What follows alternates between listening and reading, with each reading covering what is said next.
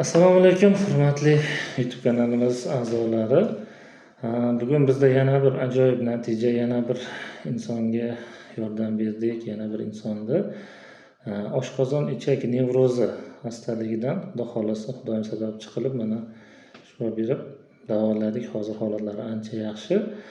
Shu haqida sizlarga ozgina nima desak, opani holatlari, qanaqa qiynalganlari, shunga o'xshagan kasallar juda ko'p. Menga juda ko'p qo'ng'iroq qilib, juda ko'p bog'lanishadi. Shularga qandaydir motivatsiya bo'ladi degan umidda, ularga tuzalish, ya'ni shu kasalning ham shifosi bor degan umidda bu videoni olyapmiz. Xo'p, opajon, o'zingiz haqingizda ozgina gapirib bersangiz, yoshingiz, bu kasalga qachon chalindingiz, qanchadan beri ovora bo'lib qiynalib yuribsiz, nimalar sodir bo'ldi siz bilan, shular haqida batafsilroq, qisqacharoq ma'lumot bersangiz. Men 58 yoshdaman. Ismim Muhabbat. Men o'tgan yili shu aprel oyida yurak xastaligi bilan shifoxonaga tushib qoldim. Shu reanimatsiya bo'limida bir kun yotdim, keyin tez tibbiyga o'tdim. Tez tibbiyda shu depressiyaga tushdim men. Depressiyaga, stressga tushib, o'sha holatda, o'sha tez tibbiyda yotgan holatimda menda qorinda quldirashlar, gazlar bo'ldi. Gazlar bo'lib, rosa ovqatlar yoqmayapti menga deb rosa injiqliklar qildim. Keyin tovuq sho'rva qilib kelsa kelinlar ichmadim. Meni shu tovuq go'shti meni oshqozonimda dimlayapti deb oddiy mastava ichdim.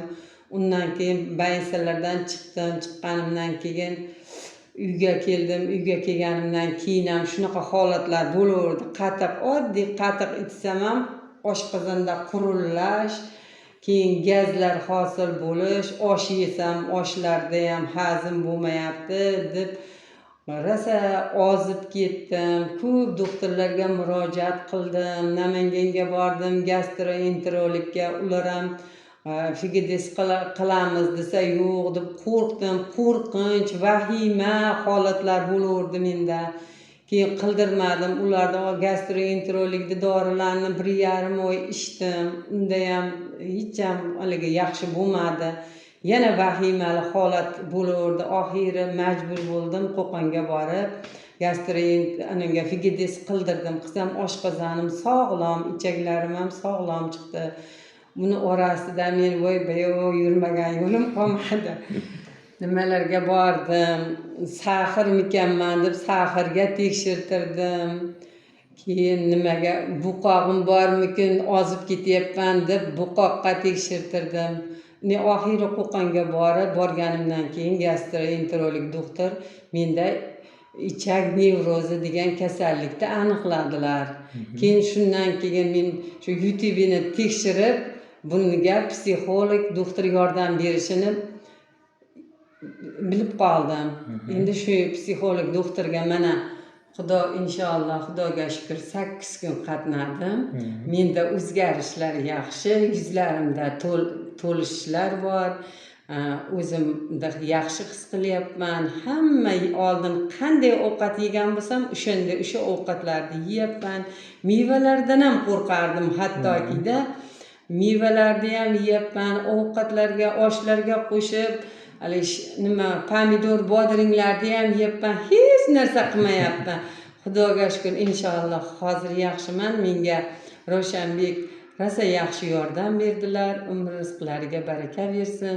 Sizlar ham shu kasallikdan aziyat chekadigan bo'lsalaring, mana shu ukamga kelib uchrang. Xudo xolasa hammalaring dardlaringga davo topasizlar degan umiddaman. Rahmat. Ancha vez tashlayapsiz, to'g'rimi? Hozir mana qaytyapti. 96 kilo edim, 65 kilo. Oxirgi paytda sizga kelgan kunim 64 kiloga vez tashlagandim. Ancha o'zgarishlar yaxshi. Keyin odamlarning gapiga ham e'tibor bermayapman. Haligi qarashiga ham e'tibor bermayman. O'sha kunlar bitta odam bitta qarab qo'ysa ham ta'sirchan bo'lib qolib, yuzlarimda qizarishlar bo'lardi. Ta'sirchan, voy meni unaqa dedi. voy men bunaqa dedi deb rosa bolalarimni ham tashvishli holatga solib qo'ydim to'g'risi. Bolalarim ham ishda ishlayolmaydigan, ishini qilolmaydigan bo'lib qoldi.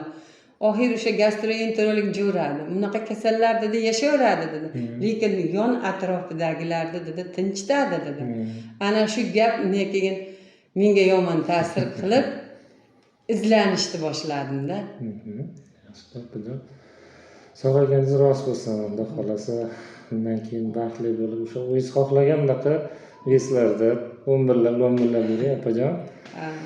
Biz ham xursandmiz sizga foydamiz tekkanidan. Agar kimda ham shunaqa holatda bo'ladigan bo'lsa, bemalol murojaat qilishlari mumkin. E'tiborlaringiz uchun rahmat.